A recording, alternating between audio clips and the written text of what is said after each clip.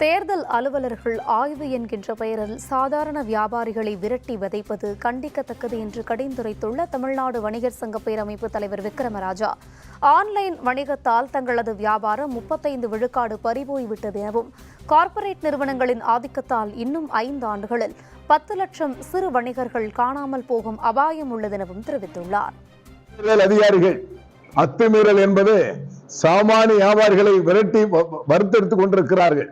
அதிகாரிகளுக்கு தெரியும், நாங்கள் அரசியல் கட்சி சார்ந்தவர்கள் அல்ல, நாங்கள் ஓட்டுக்கு பணம் கொடுப்பவர்கள் அல்ல, வியாபாரத்துக்கு பணம் எடுத்து செல்லக்கூடியவர்களை மடக்கி பிடித்து வைத்துக் கொண்டு வீடியோ எடுப்பதும் கவரேஜ் பண்ணுவது என்ற எங்களை துன்புறுத்தி கொண்டிருக்கிறார்கள்.